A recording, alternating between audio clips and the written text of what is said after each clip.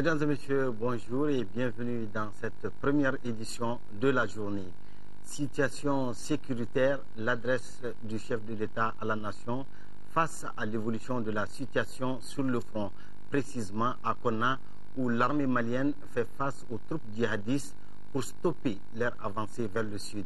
Hier soir, le président de la République, le professeur Dioncounda Traoré, s'est adressé à la nation. Nous vous proposons de le suivre.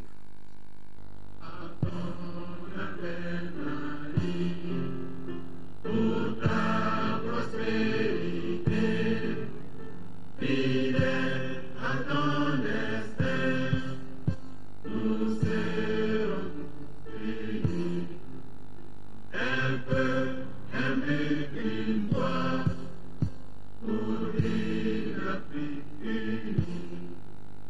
Si l'ennemi détourne son front, au-delà ou au-dehors, debout sur les remparts, nous sommes résolus de mourir pour l'Afrique et pour toi, Mali. Notre drapeau sera de liberté pour l'Afrique et pour toi, Mali.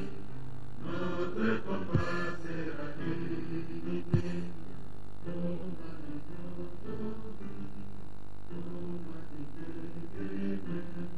Les chanteries des solances, les cœurs de confiance. Mes chers compatriotes, population des villes et des campagnes, il y a exactement un an, notre pays a été agressé par des irrédentistes du Mouvement national de libération de l'Azawad, MNLA,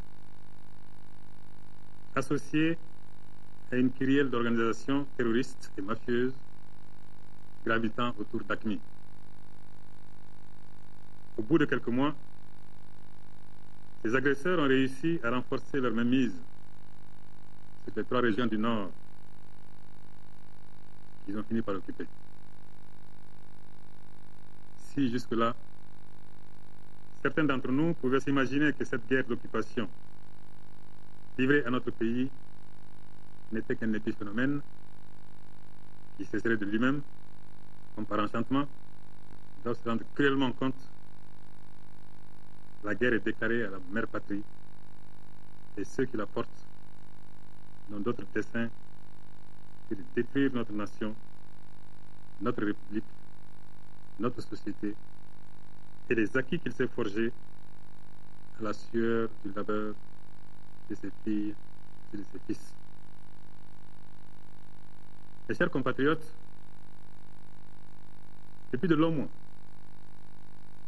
avec l'accompagnement de la CEDEAO, de l'Union africaine, de l'Union européenne, de l'Organisation des Nations Unies, des partenaires bilatéraux et multilatéraux, bref, de l'ensemble de la communauté internationale, nous avons exploré laborieusement les voies et moyens susceptibles de parvenir à des compromis dynamiques avec les groupes armés, mais en insistant sur le fait que ces compromis ne pourraient en aucun cas remettre en cause ni l'intégrité territoriale, ni la forme républicaine, ni la laïcité de l'État malien. Peine perdue.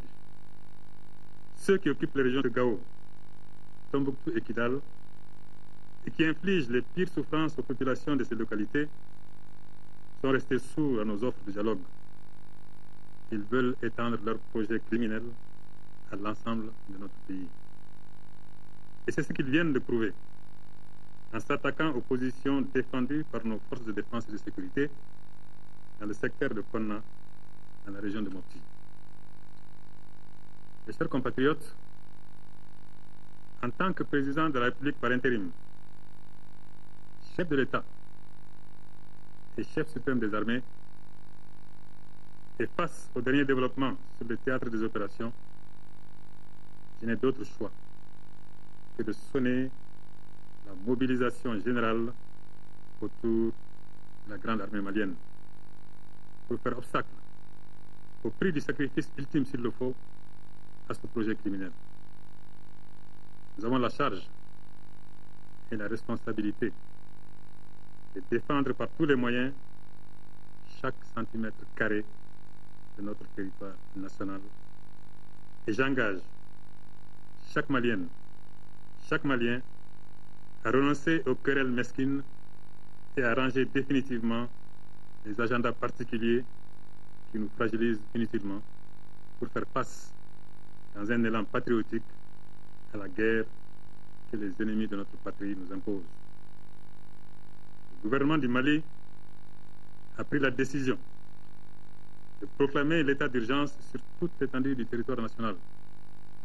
Chaque Malienne et chaque Malien doit désormais se considérer comme un soldat de la patrie et se comporter comme tel. Nous demandons, dans cette situation difficile, aux compagnies minières, téléphoniques et autres, ainsi qu'à toute personne morale ou physique ayant quelques moyens, d'apporter leur contribution à cette lutte contre le terrorisme. Tous les services publics devront mettre à la disposition de l'armée sans délai tous les véhicules pick-up utilisables sur le terrain. Nos forces de sécurité doivent assurer la sécurité des personnes et de leurs biens, singulièrement nos autres étrangers, et faire en sorte qu'il soit évité des amalgames malvenus et de nature à ternir l'image de notre pays. Je l'ai dit et répété, la guerre n'est pas notre choix. Notre choix, c'est la paix. Encore la paix et toujours la paix. Mais on nous impose la guerre. Nous porterons une riposte cinglante et massive à nos ennemis. Nous sommes une très vieille nation qui a été forgée tout au long de l'histoire par une tradition héroïque de lutte et de guerres successives. Les péripéties inhérentes au déroulement des opérations sur le terrain n'ont jamais entamé ni la combativité ni la détermination de nos ancêtres, convaincus qu'ils étaient de la justesse et de la noblesse de leur cause. Nos aînés, qui ont exercé dans les rangs de la coloniale et qui par la suite ont porté les luttes d'indépendance, ont perpétué cette belle tradition de bravoure, de courage et de sacrifice. La grande armée malienne, héritière de cette lignée de pro-combattants, n'a jamais rechigné à aller au bout de sa mission patriotique de défense de l'intégrité territoriale du pays. Mes chers compatriotes, la situation sur le front est globalement sous contrôle. Courageusement, nos forces armées, les fils de ce pays, font face à la situation. Au prix de leur sang, au prix de leur vie, ils défendent la patrie menacée, écrivant ainsi de belles pages d'héroïsme comme notre histoire en a connu. À ces heures graves, en accord avec la CEDEAO, j'ai sollicité et obtenu l'appui aérien de la France dans le cadre de la légalité internationale. Le Mali et son peuple ne sont pas seuls dans cette lutte contre le terrorisme et tous ceux qui veulent nous imposer une dictature moyenâgeuse et obscurantiste, contre ceux qui coupent les pieds et les mains, qui violent nos femmes et détruisent notre patrimoine culturel. Vous serez tenus au courant de son évolution régulièrement par les services de communication de la Défense nationale. Surtout, méfiez-vous des informations non fondées qui sont données par téléphone portable, par des SMS, qui peuvent être envoyés même par nos ennemis pour vous démoraliser, pour vous paniquer. Dimanche prochain, dans une semaine, à l'occasion du 51e anniversaire de la création de l'armée malienne, la hiérarchie militaire aura l'occasion de revenir amplement sur le parcours exceptionnel de ces hommes et femmes qui font notre fierté et qui continuent de susciter des vocations. Mes chers compatriotes, m'adressant aux populations vivant sous occupation, celles se trouvant sur le théâtre des opérations en cours, et aux milliers d'hommes et de femmes déplacés et en exil, je voudrais leur renouveler notre engagement et notre détermination sans faille à abréger leur martyre. La nation tout entière est solidaire de leur calvaire. Leurs souffrances sont les nôtres. Aucune Malienne, aucun Malien ne peut se sentir heureux en pensant à une sœur, à un frère, à un ami, à un voisin ou à une simple connaissance qui subirait les affres de l'occupation, les brimades, l'humiliation et la destruction programmée de notre culture. Mes chers compatriotes, notre histoire, en tant que communauté de destin, s'accélère. Nous avons le choix, soit de subir cette accélération, soit de la maîtriser. Le Mali éternel est un legs que chaque génération a le devoir de transmettre aux générations suivantes en lui ayant imprimé sa part d'enrichissement. Nous pouvons et nous saurions nous dérober à ce devoir. Qu'Allah bénisse et protège le Mali. Pour ta prospérité, fidèle à ton destin, nous serons tous unis.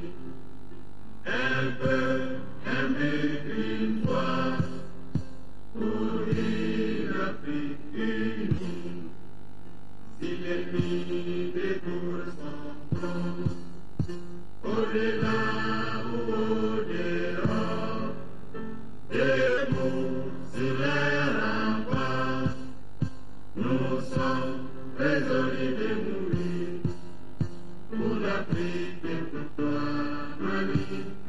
Notre drapeau c'est la liberté pour l'Afrique et pour toi, Mali.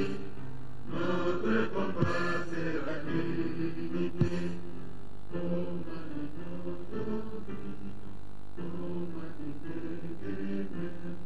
Les chanteries d'espérance, les cœurs vibreux de confiance.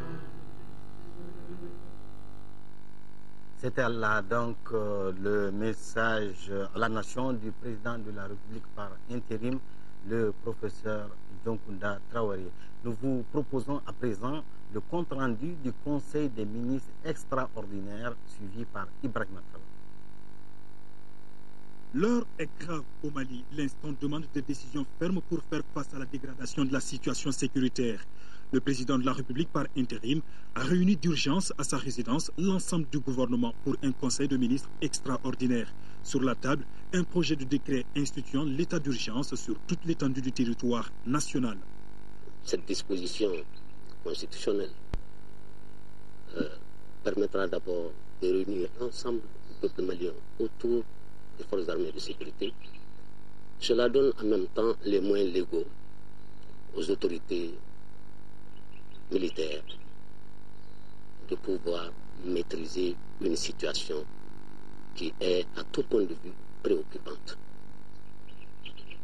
C'est juste ce point qui était à l'ordre du jour de la session extraordinaire du Conseil des ministres. Et je crois que nous n'avons pas tardé à approuver cette mesure. Cette décision du gouvernement pointe du doigt les marches et autres manifestations qui s'organisent dans le désordre, notamment à Bamako. On a besoin de nous assurer que toute la situation sécuritaire à l'intérieur du pays est maîtrisée. Donc c'est pourquoi on a pris ce projet de décret et aussi appeler tout le monde à la sérénité. Et la situation n'est pas simple, mais nous contrôlons totalement ce qui se passe sur le terrain et nous pensons que la situation sera maîtrisée très prochainement. Cet état d'urgence décrété va durer 10 jours et pourrait être prolongé. Le gouvernement entend redoubler d'efforts dans les heures à venir pour ramener l'ordre et la quiétude totale à travers tout le pays. À l'appel du Haut Conseil islamique, des prières ont été dites hier vendredi dans les principales mosquées de Bamako et de l'intérieur. L'objectif recherché est de faire une union sacrée autour des forces armées et de sécurité pour le retour définitif de la paix dans un Mali unique et unifié. Le ministre chargé du culte et des affaires religieuses s'est rendu à la mosquée de Dravela où il a appelé les fidèles au calme et les journalistes à plus de retenue dans le traitement de l'information. Reportage Adama Djimbi. La communauté musulmane du Mali, à travers les différentes confréries, a fait des prières et des bénédictions pour le retour de la paix dans notre pays. À l'image de la mosquée de Dravela, des prières ont été dites dans toutes les communes. Le chef du département chargé du culte a saisi l'occasion pour inviter les fidèles à faire l'union sacrée autour des forces armées et de sécurité. En ce jour béni de vendredi, nous demandons à toute la population du Mali, toute confession confondue, de prier pour le Mali, pour le retour de la paix, pour le recouvrement de l'intégrité territoriale.